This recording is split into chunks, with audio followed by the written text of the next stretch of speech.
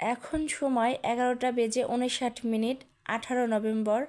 তো 19 নভেম্বর যেহেতু আমার জন্মদিন ছিল, আমার ভালোবাসার মানুষটা সে কিন্তু আমাকে সুন্দরভাবে উইশ করেছিল একটা কিটক্যাট চকলেট দিয়ে। আলহামদুলিল্লাহ, আমি অনেক খুশি হয়েছিলাম। আর পরের দিন সে বলেছিল আমাকে একটা স্পেশাল ডিশ রান্না করে খাওয়াবে। ইলিশ মাছ ফ্রাইটা সে খুব সুন্দরভাবে করতে পারে, মানে পুরো ইলিশ মাছটা সুন্দর করে কেটে নিয়ে মাছ বরাবর একটা ফালি করে নেয় আর কি। তো এরকম করে মনে হয় কিন্তু যে একটা পুরো ইলিশ মাছ ভেজে খাচ্ছি।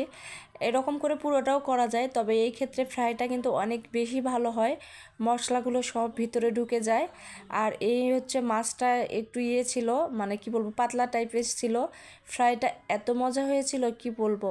তো এখানে হচ্ছে আমরা কিন্তু মাছটাকে ফালি করে কেটে নেওয়ার পর এর ভিতরে সব রকম মশলা যা যা ছিল সবগুলো দিয়ে মেখে একটু ম্যারিনেশন করে রেখেছিলাম।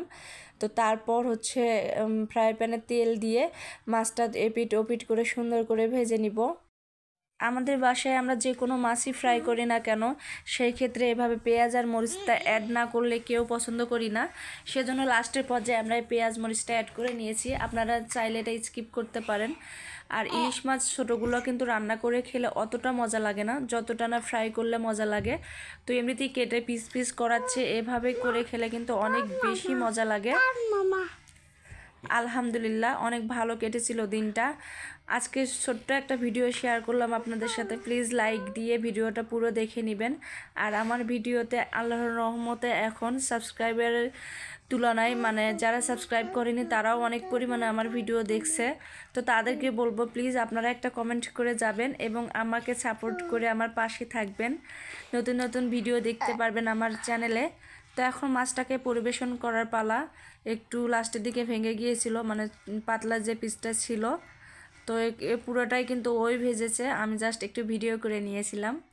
তাই তো দেখেন কেমন হয়েছে, দেখতে কতটা বোঝা যাচ্ছে না জানি না। আমি সেটা যদি ভাবতাম আপনাদের সাথে ভিডিওটা শেয়ার করব তাহলে সেভাবে আরও সুন্দর করে করতাম। বা আমি কেউই প্রস্তুত ছিলাম না যে ভিডিওটা শেয়ার করব, জাস্ট আমি একটু ক্লিপ নিয়েছিলাম যেহেতু, তাই শেয়ার করলাম। আর আমি কিন্তু এদিকে এই যে তার পছন্দের মূলা শাক ভাজিটা করে নিচ্ছিলাম।